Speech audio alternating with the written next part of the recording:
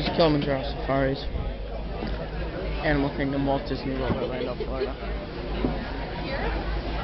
Alrighty, and you are clear. Alright, the next standard profit. Let's go. Job, everyone. My name is Hannah. I'll be a safari driver. Above you, notice is a spotty guy that How are you guys doing? Good.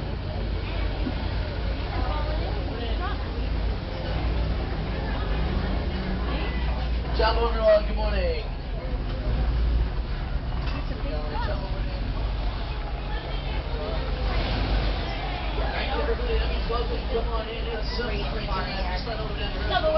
Jumbo. Really small ventures on the inside. Well, Caribbean guys, Caribbean in Swahili means welcome, so welcome aboard. Why are you coming back for, huh? Hey. Why are you coming back? Not really. I mean, you have 30 hours. Yeah, 14 hours. We're just got on.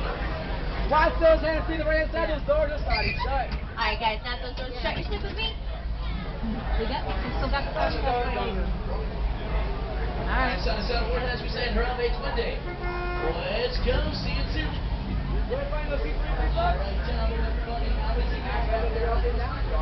Alright guys, looks like we got the all clear, so it's one day. That means let's go. So Jumbo, everybody, my name is Megan, and I'm going to be your driver here at the Harambe Wildlife Reserve. How you guys all doing this morning? Good. Great. Well, I know Alex is having a great day because it's his birthday, so say happy birthday to Alex for me. You can't wear a bright shirt and have a birthday button and not get called out, buddy. Alright, so everybody, we're going to go ahead and get started here in just a few moments, but I do want to let you guys know, while we're out here on the reserve, that we could be hitting a lot of rough and bumpy roads, so just make sure you are staying completely seated for me, okay? Now, if you do have smaller children who can't see over the side, they are more than welcome to sit on your lap, that's alright. So, they can sit up on your laps, just make sure they're not standing on your laps, and please don't hold them up in the air at any time, that is quite unsafe. Alright. Well, just to show a hand, whose first time on safari is it today? That's a bad sentence. Let's try that again. Who is this their first time on safari? Yeah, there we go. All right. Right there. Hold on. I swear I've done this before.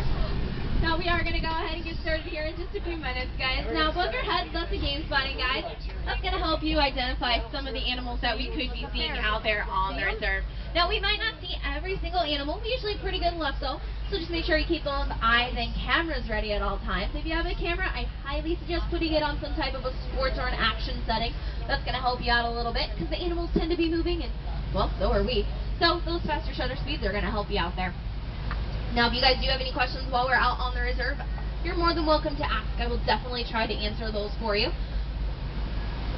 Also, if you need me to repeat anything, just let me know. I know sometimes the animals can be close together, and I kind of go pretty quick. So, if you have any questions or need me to repeat something, just let me know what you need out there, because I'm not going to hesitate to ask you guys some questions as well. I like to know what you already know about some of the animals that we could be seeing out there. Alright, now it'll be just a few more moments here. We'll get our clearance and we will enter the reserve. Now when we do enter the reserve, we are entering at the Little Aturi Forest. Now the forest is a great place to start looking for animals, but they will have colorations and markings that are going to help them blend in pretty well with their surroundings. So just make sure you are looking just about everywhere, especially around those trees and the bushes, because that is where they like to hide. Alright, well as you see some animals out there on our right hand side as we enter the forest here, you're going to see some brown animals. They have black and white striped legs there. Now those are the okapi. And the okapi are actually not related to the zebra as you would think. They're related to the giraffe. And we know that because of their long necks and their facial structure looks very similar to a giraffe.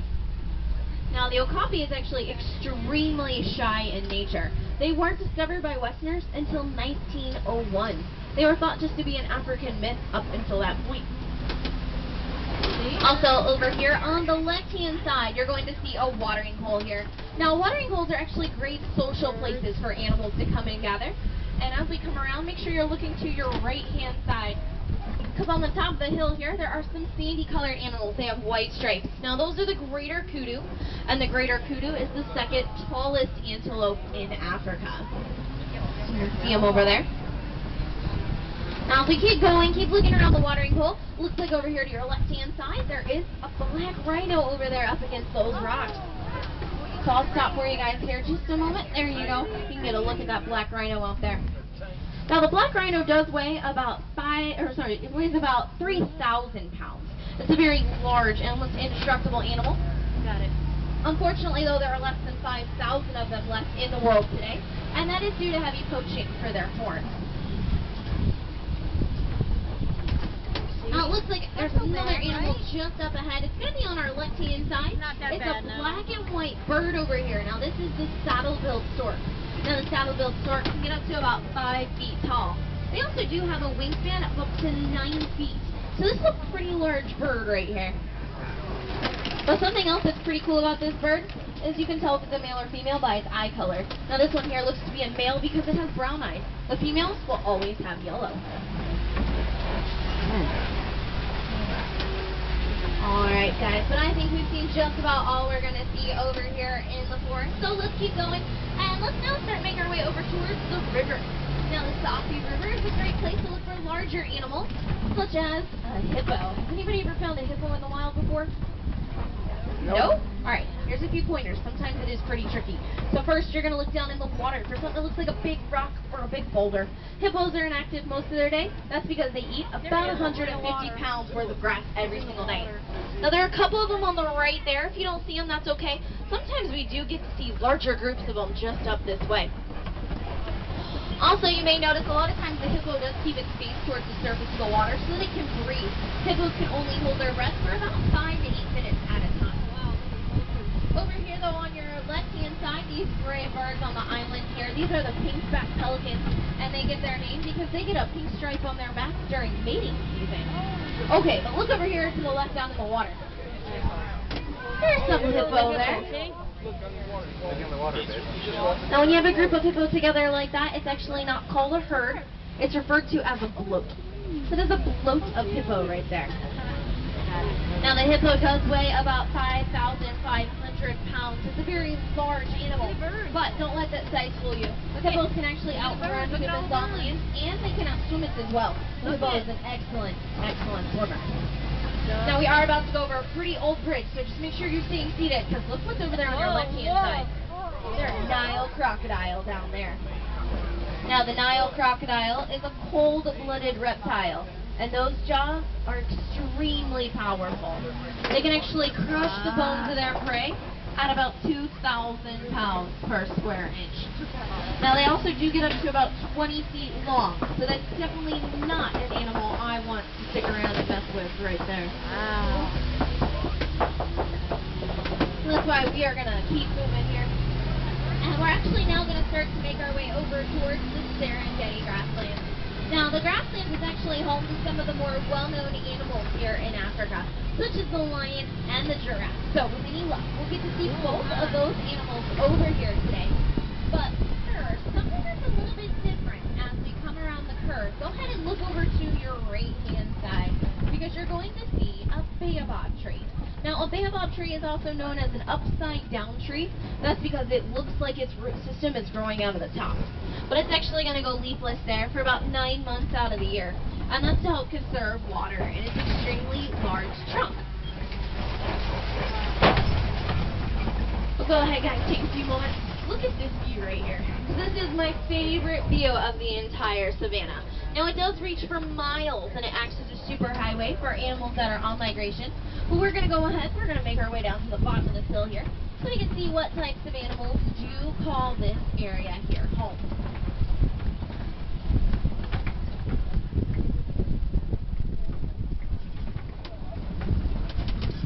Now, I haven't quite seen any animals just yet, but hopefully as we do make our way around, we'll find some. They're probably hiding in the bushes and in these tall grasses here.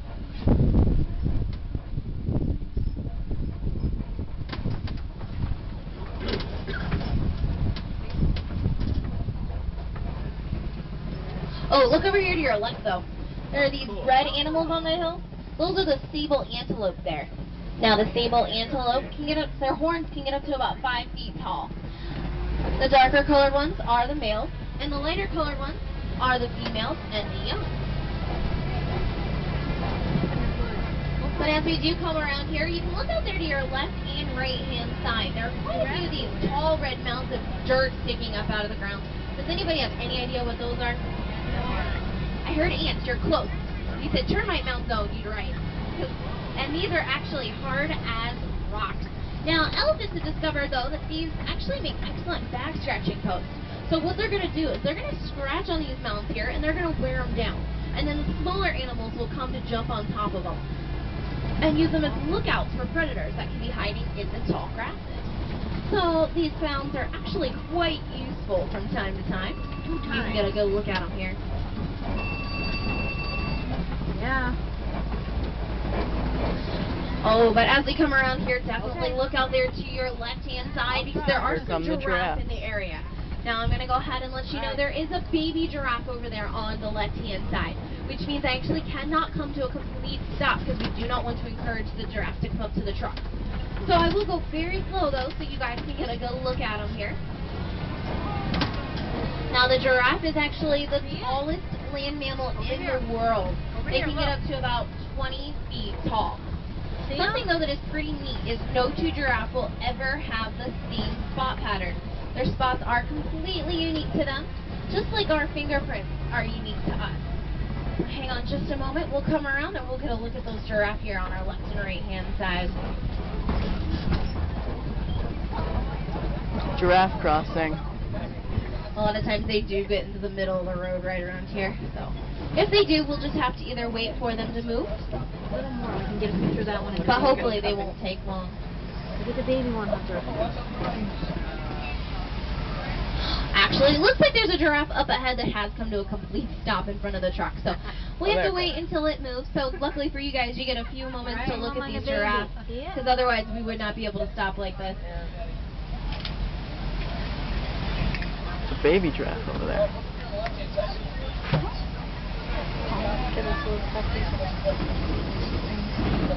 I don't know why I love giraffes. Why do I love giraffes?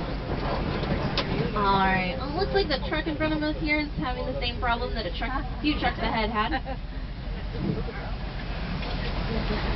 Only in Africa, right? Giraffe crossing. Alright. We'll keep on moving here.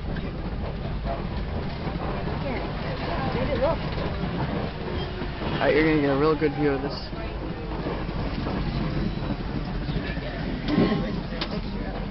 All the grass and the giraffe decides to use the road to walk on. Got it. Look at it. There's the baby. See that? Isn't that nice? So, what's going on here? Oh, wow. Alright, but there are some other animals around here. We can definitely look at the giraffe as we go by. But over on your right-hand side, these gray animals with the black noses and tails there, those are the white-bearded wildebeest. Now, the white-bearded wildebeest have one of the largest migration patterns in Africa. Over 1 million of them will cross Africa every single year. Alright. So we have to stop here just a moment. The giraffe ahead of the truck in front of us has come to a complete stop. Now, since this giraffe is extremely close to us, please keep your hands on the inside for me.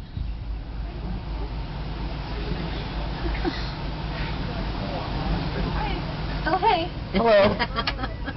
What are you doing here? Are they really attentive to like what's going on when you're out here?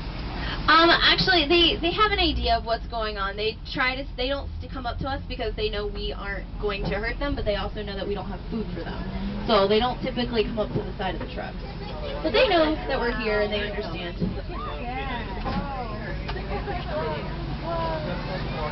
Wow. The baby's coming. Oh, there's baby. All right, guys. Now, also over here on our left-hand side, there are a few other animals that I haven't talked about. There are these red animals that have these really long horns. Now, those are the Ankoli cattle over there. And their horns can get up to about 6 feet in length. Now, this gray animal here on our left, this is the water buck. Now, the water buck actually has the ability to put an oil into its fur, which is going to make it almost completely waterproof.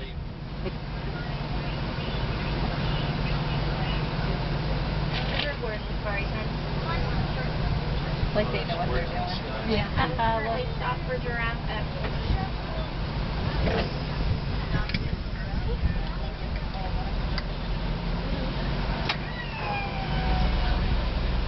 They're actually now walking fully driving fully behind. Like that?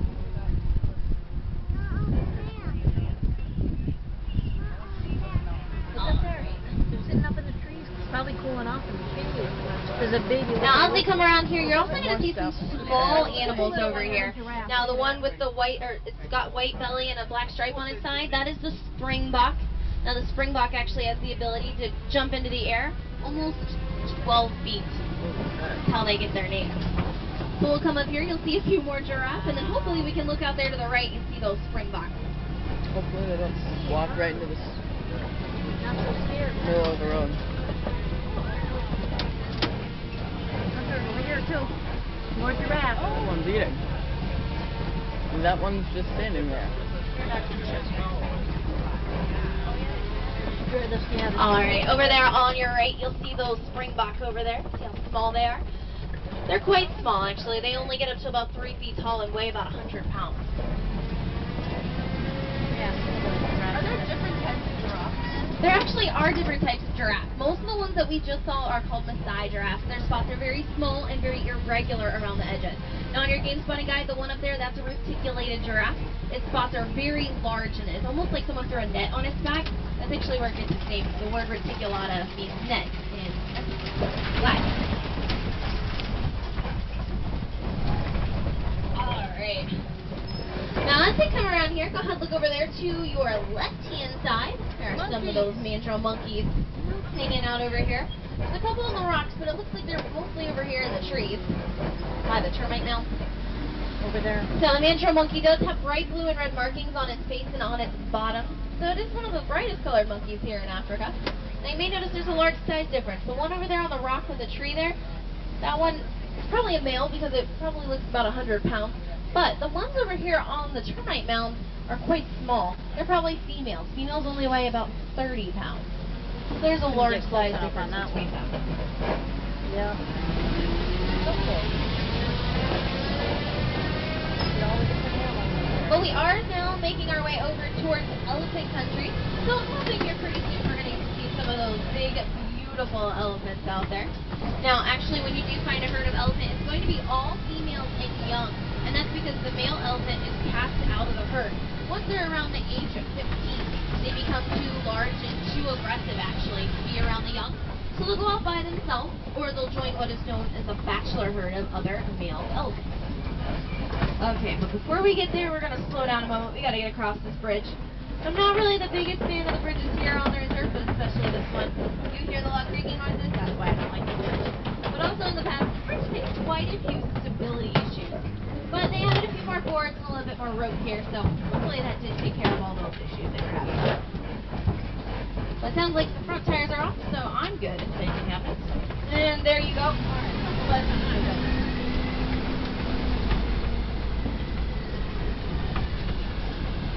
now this area down here, this is called the red clay pit, and it's actually a great place to start looking for elephants. So if you look over to your left and the right hand side, you'll notice there are tusk marks in the clay. Now the elephant's actually going to eat it, dig at them, and they're going to eat it as an added vitamin to their diet, because their diet doesn't provide them all the nutrients they need. Now I see some elephants out there to the left. Oh, wait, hold up, wait. Here we go. Pretty good look there at that elephant. Now, unfortunately, the elephant is losing its land at a rapid pace, and that is due to the mining of an ore called coltan. Coltan is used in the production of small electronic devices, such as cell phones and laptop computers. Now, there is a really large clearing just up ahead here, and I'm hoping that there are some elephants. Yes, there are some elephants right across from it. So let's get over here. We'll get a look at some more elephants in just a moment. Oh, there's a little elephant. Yeah, I thought so. You're going to get a good look at this one. Right up here. Sounds like we're getting a radio station, though. So hopefully we'll pick up a little music to listen to. You can definitely look over to your right as well. You'll see a few more of the baobab trees that I did point out earlier. Oh, look at Hunter. Well, let me pull up a little bit further, and then I will stop so you guys can get a look at those elephants out there. Different, like darker ones, too. There's the baby one. You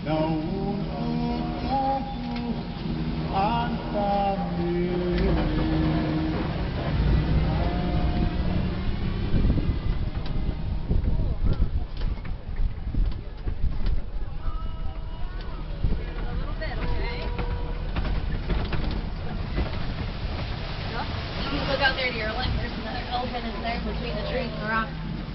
There's one.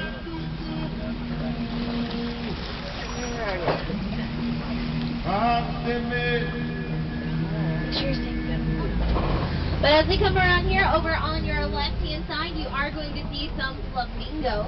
Now these are the greater flamingo, so they are the lightest pink of all the flamingo species. Now the flamingo is actually born a gray color, and after about a year, they're going to turn pink. But do you guys happen to know what turns the flamingo pink? The shrimp they eat, that's right. They eat a fried shrimp that contains mineral beta-carotene, and that'll help turn them that nice pink color there. Also, we don't call this a flock of flamingo. Nope, it's actually known as the flamboyance of flamingo. That's a funny one.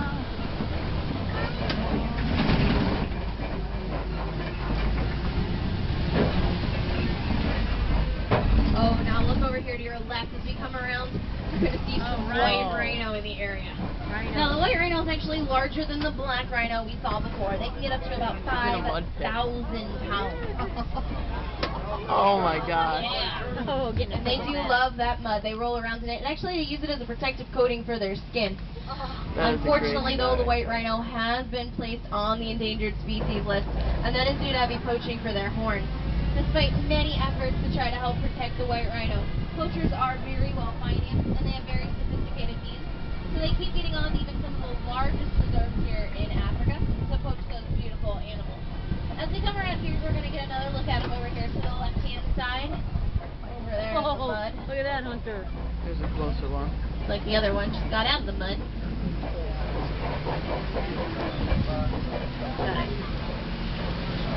Love those mud. I know. See that? Sunscreen. Now keep looking over here to your left-hand side though, because you're going to see some rocks. Now just behind the rocks under the tree, there's a cheetah lying on the ground Oh, there. hold on. You can see it moving its head around a little bit. Now the cheetah is the fastest land mammal in the world. They can get up to speeds of about 60 miles an hour or more. Now even though the cheetah is fast, they are only a sprinter. They can only run at those fast speeds for about a quarter of a mile before they have to stop or slow down. And that is because they will simply overheat. They like lions, they sleep a lot during the day. They don't do much during the day. The lion is actually inactive for about 18 to 20 hours. The cheetah, though, will do most of their hunting during the day, where the lion is theirs in the evening hours. Oh, They're not quite as restful. But as we do come around over here on your left-hand side, there's a nice rock formation. This is called a kopie. Now, kopies are great places, actually, to start looking for some of those lions, because they can look out over the land to see what could be for dinner. Now, speaking of dinner, though, it is the female lioness who will do all of the hunting, and the male lion stays back to protect the pride. And a pride is what you call a group of lions. But go ahead, look over here to your right. There's a couple more of those white rhino, but also there's some ostrich in the area. Now, the ostrich is the largest bird in the animal kingdom. They've got these longer legs there and these relatively short wings, so they can't fly. But they'll run. They can get up to speeds of about 40 miles an hour. Also, just past the white rhino, it's not easy to see, but there is a red animal. It's got a white tail there. That is the bontebok. Now, unfortunately, the bontebok is extinct in the wild, so you can only find them on large reserves, such as this one.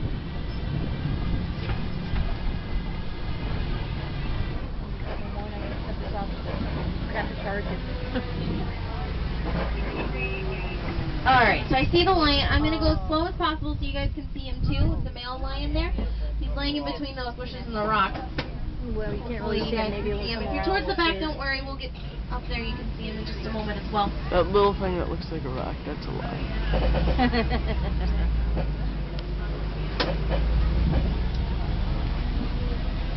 Alright, but as we come around here, keep looking over to your left because you're going to see a warthog over here. Now, the warthog is the largest burrowing animal in Africa. So what that means is it's used those larger tusks that you see there, and they'll dig into the ground to create the holes. Now, these holes are called burrows. Now, the warthog doesn't look like it can run pretty quickly, mostly because of those short legs it has, but actually they can. They can Like, run up to speeds of about 35 miles an hour. This one like Oh, ostrich eggs. And over on your left-hand side down on the ground, there are some eggs there. Those are ostrich eggs. Probably belong to the ostrich over here on your right. Those eggs weigh about 3 pounds apiece. There's a pretty good look. You can see the Bontebok a little bit better, as well as the white rhino, and those ostrich there on your right-hand side. Will they hatch or are they not fertilized? Those ones are.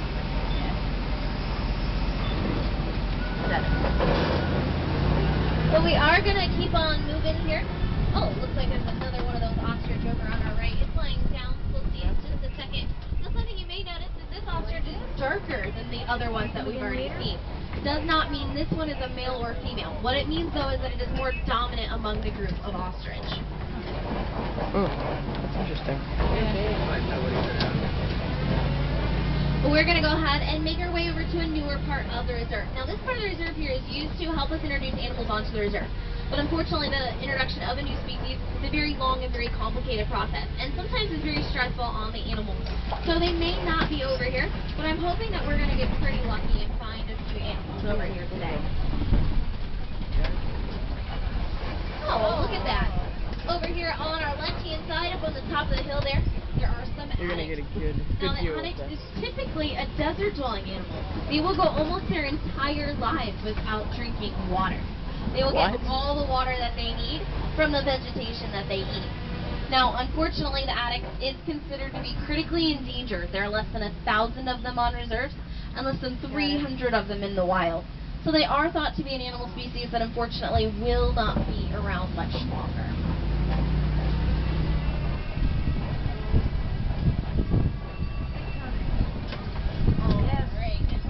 So as we come around here, you can definitely look those onyx to our left here, but it's going to get a little bumpy.